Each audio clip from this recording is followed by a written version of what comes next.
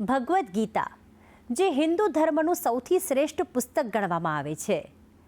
શાસ્ત્રોમાં ભગવદ્ ગીતાના પઠનનો મહિમા દર્શાવવામાં આવ્યો છે.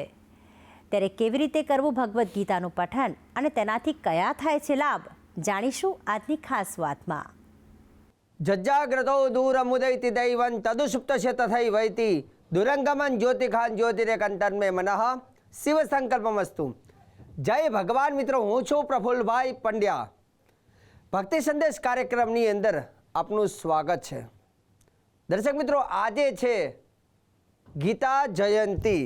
તો પહેલાં તો તમને બધાને ગીતા જયંતીની ખૂબ ખૂબ શુભકામના. દર્શક મિત્રો, ગીતા જયંતી જે છે, ખાસ કરીને માગશર સુદ એકાદશીના દિવસે જે પર્વને આપણે મનાવીએ છીએ, જેને ગીતા જયંતી કહેવામાં આવે છે. ગીતા જે છે, ગીતા બે શબ્દ છે. ગ કહેતા જ્ઞાન અને ત કહેતા તપ.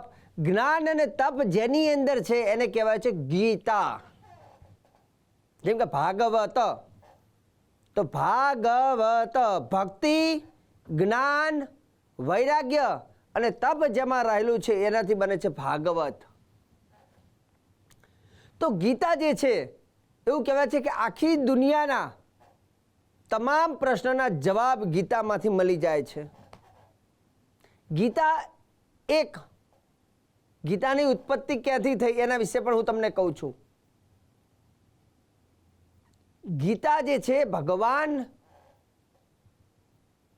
ઠાકોરજી, ભગવાન કૃષ્ણ ભગવાન, એવું કહેવાય છે કૃષ્ણ ભગવાને જ્યારે અર્જુનને ગીતા સંભળાવી છે અને એની શરૂઆત માગશર સુદ એકાદશીથી થઈ હતી. અને ગીતાની અંદર એવું કહેવાય છે કે એક એક શબ્દ અર્જુનને કહે છે.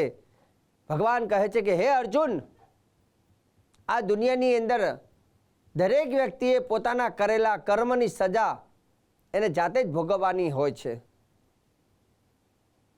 આ દુનિયાની અંદર આપણે માનીએ કે મારા સગાવાલા, સંબંધી, મિત્રો બધા બરોબર છે અહીંયા, પણ જ્યારે વ્યક્તિ શરીરને છોડે છે, આ લોકને છોડે છે, ત્યારે એકલો જ જાય છે અને જોડે કેવલ કર્મ જ આવે છે, બીજું કોઈ સગાવાલા જોડે આવતા નથી. એટલે હે અર્જુન, તું બહુ વધારે પડતું તારા પરિવારનું બહુ મોહ ના રાખીશ. હા, ફરજ આપણે આપણા પરિવારની ચોક્કસ પૂરી કરવી જોઈએ, પરંતુ એ ફરજ માટે જો પાપ કરીને, અનીતિ કરીને જો ફરજ પૂરી કરીએ છીએ તો એ પાપનો ભાગીદારી તો આપણે પોતે જ થઈએ છીએ.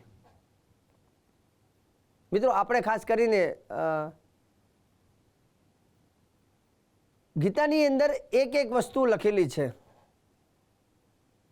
ગીતાયા પુસ્તકમ યત્ર તત્ર પાઠ પ્રવર્તતે તત્ર સર્વાણી તીર્થાની પ્રયાગાદી ની તત્ર વૈ. ભગવાન અર્જુનને કહે છે કે હે અર્જુન, તું મોહ માયાને ત્યાગ અને તું તારું કર્મ કર. હાથમાં ધનુષ ઉપાડી અને તું રણક્ષેત્રમાં ઊભો છે, એટલે તું તારા પરિવારને સામે જોવે છે, પણ તું ધર્મના માર્ગે છે. ધર્મ માટે, ન્યાય માટે હંમેશા સત્યનું માર્ગ અપનાવવો જોઈએ. મતલબ ભગવાન ગીતાનો ઉપદેશ અર્જુનને કહે છે અને એ આખી ગીતાનું જ્ઞાન અર્જુનને થયું પછી અર્જુન એ ધર્મના માર્ગ ઉપર ચાલે છે. મિત્રો, પોતાના ઘરની અંદર હંમેશા એવું કહેવાય છે કે ગીતાનો ગ્રંથ હોવો જોઈએ. ઘરમાં ગીતાનો પાઠ પણ આપણે કરતા હોવા જોઈએ અને બાળકોને ગીતા સંભળાવવી પણ જોઈએ. કેમ કે ભગવાને કહ્યું કે હે અર્જુન, આ દુનિયાની અંદર અત્ર તત્ર સર્વત્ર બધે હું છું. ગીતા, આ જે ગંગા છે તો ગંગાની અંદર જે વહેણ છે એ હું છું. મોટામાં મોટું વૃક્ષ જેને આપણે કહીએ પીપળનું વૃક્ષ, ભગવાન કહે છે કે અસ્વસ્થ એ હું છું. એટલે ભગવાને કહ્યું આખી દુનિયા મારાથી ચાલે છે અને હે અર્જુન, મારું સ્વરૂપ બહુ વિરાટ છે, આખી દુનિયા મારામાં સમાયેલી છે. ત્યારે અર્જુને કહ્યું હતું કે ભગવાન, તમે જો તમારું આવું દિવ્ય સ્વરૂપ છે તો મને દેખાતું કેમ નથી? જેમ આપણે ઘણા લોકો કહે ને કે ભગવાન છે તો દેખાતા કેમ નથી? અર્જુને પ્રશ્ન કર્યો કે ભગવાન, તમે છો તો દેખાતા કેમ નથી? ત્યારે ભગવાને અર્જુનને કહ્યું છે કે હે અર્જુન, જેમ દરેક વસ્તુને જોવા માટે દરેક વસ્તુ જોઈએ, પણ જેમ આ મારા દિવ્ય સ્વરૂપને જોવા માટે આ તારી જે આંખો છે ને એ આંખો નહીં ચાલે. કેમ કે આ ચર્મચક્ષુ દ્વારા તું મારા સ્વરૂપને નહીં જોઈ શકે, એના માટે હું તને દિવ્ય દ્રષ્ટિ આપું છું. જેમ અત્યારે ઘણી વખત આપણે બહુ દૂરનું જોવું હોય તો એક મોટા કેમેરો સારો હોય તો દૂરનું ઝૂમ થઈને આપણને દેખાય છે, કેમ કે એની તાકાત છે કેમેરાની, એટલે દૂરનું દેખાય. એમ જ્યારે આવું વિરાટ સ્વરૂપ ભગવાનના દર્શન કરવા હોય ત્યારે એ દિવ્ય દ્રષ્ટિ, એવું દિવ્ય કેમેરો એટલે કે જેને આંખો કહેવાય ને દિવ્ય દ્રષ્ટિ, દ્રષ્ટિ આંખોને દ્રષ્ટિ કહેવાય, પણ દ્રષ્ટિની ઉપર આવે છે દિવ્ય દ્રષ્ટિ, જેવા ભગવાનના વિરાટ સ્વરૂપના દર્શન કરી શકાય. અને ભગવાને અર્જુનને આપી પહેલા દિવ્ય દ્રષ્ટિ કે લે અર્જુન, તું આ દિવ્ય દ્રષ્ટિને લે અને આ લીધા પછી તું મને જોઈ શકીશ, બાકી એમને નહીં જોઈ શકે. મિત્રો, ભગવાને પણ દરેક દ્રષ્ટિઓ અલગ અલગ, જેમ કે ઘણી વખત આપણે જોઈએ કે યમરાજ જતા હોય પણ આપણને યમરાજ ના દેખાય, પણ શ્વાન કહેતા જે શ્વાન હોય, જે કૂતરું હોય, એ યમરાજને જોઈ શકે છે, કેમ કે એની આંખમાં એ તાકાત છે, પણ એ બોલી નહીં શકે. તો ઘણી બધી આંખોમાં અલગ તાકાત હોય છે. ઘણા બધા વ્યક્તિઓના અલગ અલગ, પશુમાં પણ ભગવાને અલગ અલગ શક્તિઓ મૂકી છે.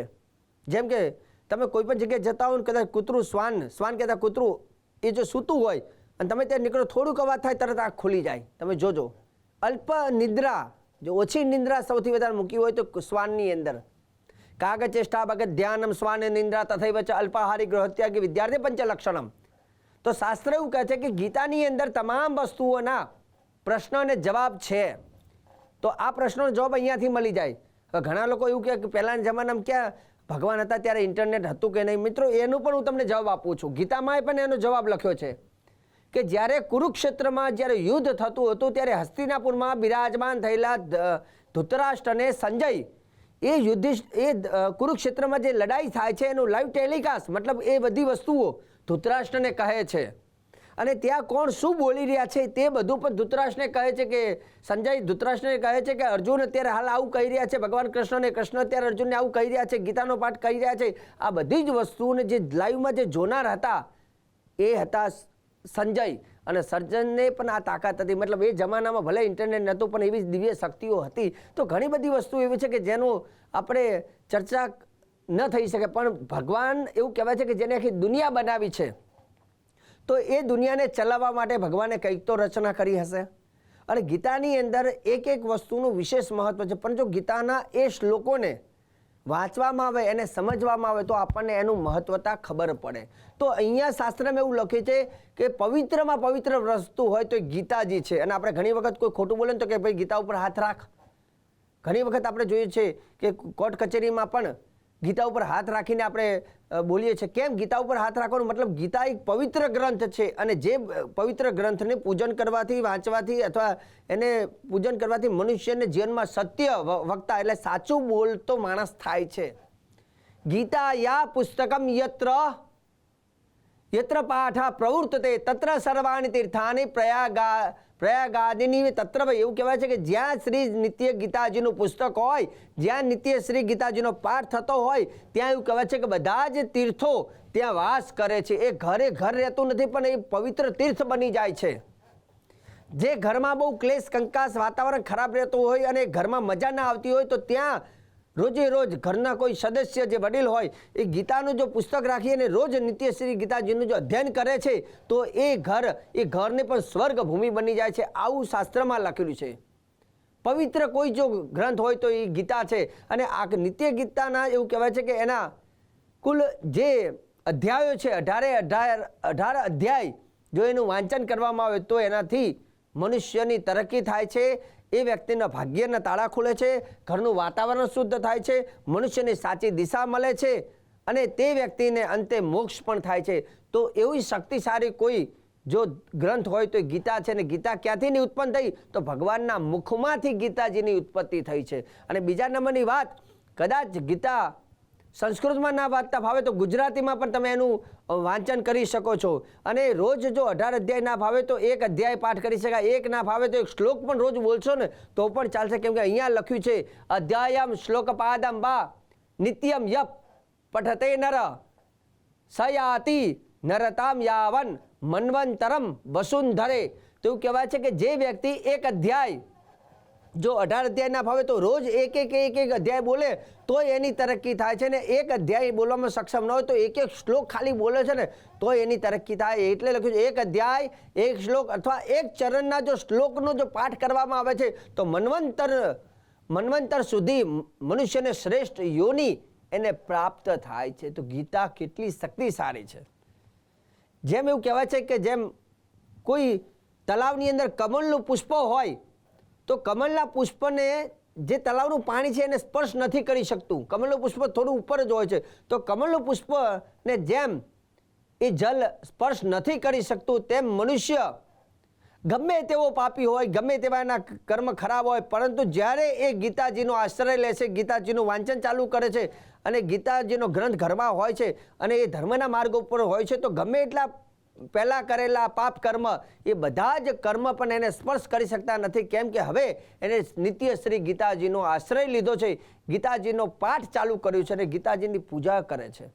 એટલે જ આપણા શાસ્ત્રમાં કહ્યું છે કે જ્યારે જ્યારે આપણા ઘરની અંદર દેવી દેવતાઓનું પૂજન તમે આવાહન કર્યું હોય અથવા મંદિર હોય તો એ મંદિરમાં એક ગ્રંથ તો હોવો જ જોઈએ અને તે ગ્રંથનું નામ છે ગીતા. અને ગીતાનો ગ્રંથનું જ્યારે વાંચન થાય છે ત્યારે એવું કહેવાય છે કે બધા દેવી દેવતાઓ પ્રસન્ન થઈ જાય છે. કેમ કે આ વાંચન એ તમે કરો છો, પણ આની શરૂઆત તો ભગવાને કરી હતી અને તમે જ્યારે વાંચન કરો છો એટલે એવું કહેવાય છે કે સ્વયં પરમાત્મા ખુશ થાય છે અને દેવી દેવતાઓ ખુશ થાય છે. જો ગીતા ગ્રંથ તમે તમારા ઘરમાં ન હોય તો ચોક્કસ ગીતા જયંતિનો જે આજનો દિવસ છે, આજે તમે ગીતાનો ગ્રંથ લાવી અને પોતાના ઘરની અંદર સ્થાપિત કરવાથી પણ એક એની તાકાત હોય છે. હવે ગીતાજીનો ગ્રંથની જ્યારે પૂજન કરવી હોય ત્યારે આપણને પ્રશ્ન ઉદ્ભવિત થાય કે મારે કયો મંત્ર લેવો જોઈએ.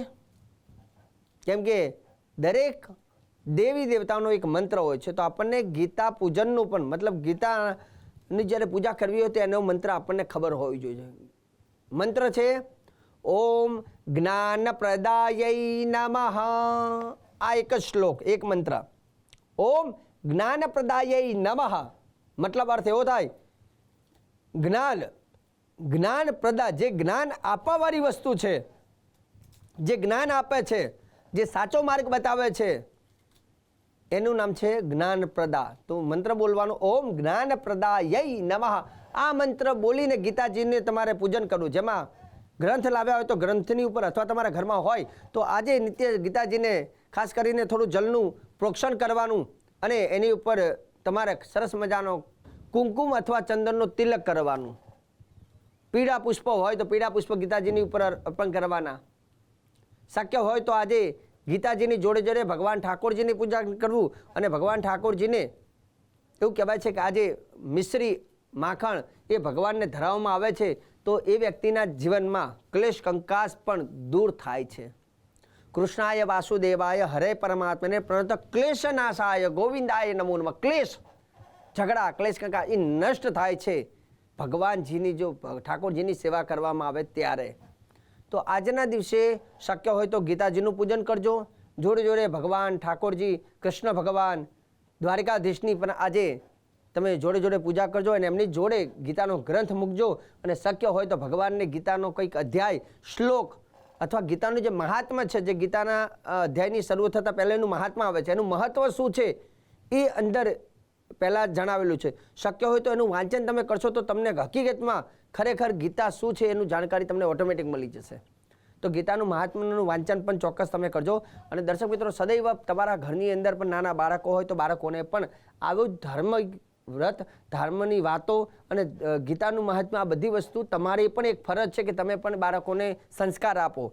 જો તમે આજે બાળકોને સાચી દિશા નહીં બતાવો, સારા સંસ્કાર નહીં આપો તો કેમ કે અત્યારે હાલ આગળ જતાં કલિયુગ છે અને કલિયુગનો પ્રભાવ એ બાળકો ઉપર પડે નહીં, એના માટે ઘરને સુરક્ષિત રાખવા માટે એવું કહેવાય છે કે ભગવાન કૃષ્ણ ભગવાનનો આશ્રય લેવામાં આવે. જ્યારે ધાર્મિક સંસ્કાર આપવામાં આવે, ઘરની અંદર જો વાતાવરણ જો ધાર્મિક હોય છે તો તે જગ્યામાં કલિયુગનો વાસ થતો નથી. અને બાળકોનું સારું ભવિષ્ય માટે હંમેશા આપણે એની સાચી સલાહ, સારા સંસ્કાર આપવા એ માતા પિતાની અને એના દાદી દાદાની પણ એની ફરજ હોય છે. કેમ કે અમારો આ કાર્યક્રમ ખાસ કરીને જે વૃદ્ધ હોય છે, જે લોકો, એ બધા જ આ કાર્યક્રમને નિહાળતા હોય છે અને યંગ જે લોકો હોય એમને પણ આ કાર્યક્રમ જોવા માટે આ પ્રેરિત કરી શકો છો અને સાચી માહિતી એ લોકોને પણ આપવી જરૂરી છે. દર્શક મિત્રો, ભક્તિ સંદેશ કાર્યક્રમમાં આજે ગીતા જયંતિ નિમિત્તે સુંદર મજાની જાણકારી આપી છે અને આગળ પણ આવી જાણકારી આપતો રહીશ. કાર્યક્રમ જોવાનું ચૂકતા નહીં. મને આપી દો હવે રજા. જય ભગવાન.